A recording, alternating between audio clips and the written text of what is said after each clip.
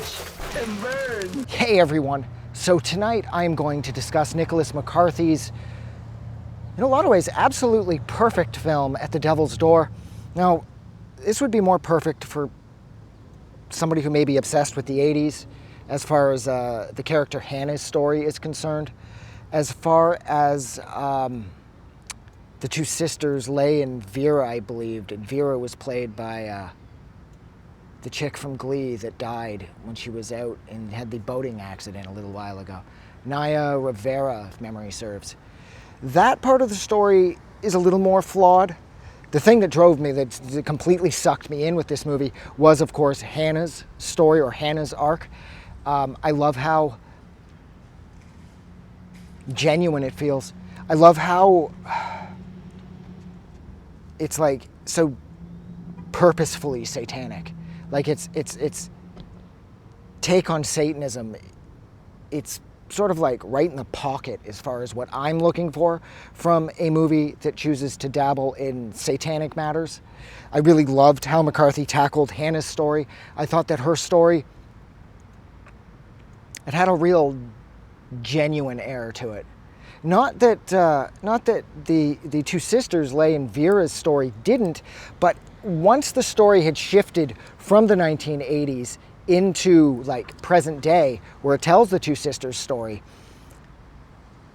the movie sort of lost something, I think. I think there's a disconnect there that I wasn't able to really rectify. It's like I felt the split. It's almost like they're two separate movies that just happen to be taking place at the same time. Now, I do know that that Vera, Leigh's sister, after Leigh dies, that Vera starts to do some digging, and so it does end up tying back into Hannah's story, because she ends up contacting her best friend from the picture that was in the newspaper about Hannah's suicide. So it does tie it all together, and it does tie it together fairly well too. But I think what my issue was I just absolutely loved Hannah's arc, or Hannah's chunk of the story, so much that it's like the rest of the movie wasn't going to be able to live up to that standard that I'd sort of set for it, I suppose. So maybe this is mostly on me, because I really like Nicholas McCarthy. I thought the packs were a lot of fun as well. And his story about Easter in Holidays, I thought that was the absolute best story in that movie. The take on Jesus, like, giving birth to these tiny chicks from the palms of his hands, and it being like crucifixion Jesus. And I thought that story, like his take on Easter, was the most horrifying. So I really like Nicholas McCarthy, and I particularly like this film because of how genuine 1980s it does feel. It manages to capture the spirit, the music, the attitude, the fashion, and the vibe of a lot of 1980s horror films, as well as just the genuine 1980s, because that is, of course, where the character Hannah is the age that she's at during. I don't know what year in particular it is, but judging by those red Reeboks that she spends some of the money she gets from the dude that takes her soul for the demon there, I would put this at like 1986, 1987, give or take. Even though I am pretty sure too that the year is never specified. And I do like how it constantly keeps jumping back to Hannah's story. Like, for example, when she goes to babysit for the couple who were going to the party, and then she shows up at the party banging on the glass saying that your baby's dead. Even though, of course, the baby wasn't. It was under that the cabinet that was in the hallway, which is a really weird place to put a baby. You would assume once she became possessed by the Crossroads demon that she sold her soul to for $500, you figure that the thing would be a lot more evil than it actually was. Now, the reason that maybe it chose to let the baby live is partially, or maybe mostly, because it wanted, like her best friend tells Vera years later, that it wants to be all of someone.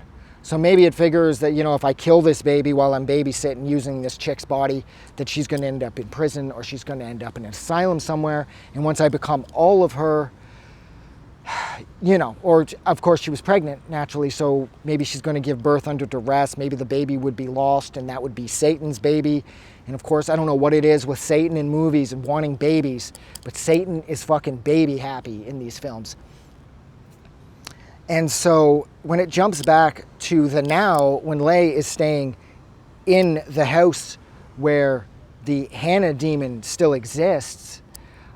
She mistakenly thinks that it is the current owner's daughter, Charlene, except she very quickly finds out that it isn't, and she, of course, not being the one that the demon wants, it kills her, leaving her sister completely alone because they have no parents, and that's when she begins to sort of investigate what happened. And of course, she gives birth to the satanic offspring, and then they kind of go off together hand in hand after chasing her through I believe, an abandoned house or sort of a house for sale. And then they just kind of leave together, leaving the kid's mom out in the cold. Now, I don't exactly know how that would work. I know this kid has some exceptional powers, but still, there's going to be like a nationwide manhunt because you're not allowed to just kidnap people's kids, right? So I don't exactly know how that would work. I liked the end. I like how mother and daughter were back together, even though she never really wanted the kid in the first place. I did like how the kid seemed to have a lot of power over people. I thought that was a nice touch. But like I said, the disconnect from the 1980s to the present day, it just really, I don't know, it just didn't gel for me. So seeing as how this one is a little on the short side and it's only pushing 7 minutes, I'm going to stop there. So thank you so much for hanging out with me for pushing 7 minutes while I discuss Nicholas McCarthy's Almost Perfect. At the Devil's Door, if you liked this review or discussion or rambling or whatever the fuck this was, don't forget to do something nice for somebody. And don't forget that you guys are amazing. And I hope that you are all having an awesome day. I'll talk to you soon. I just wanted to say thank you for making it through the entire video. I really appreciate it.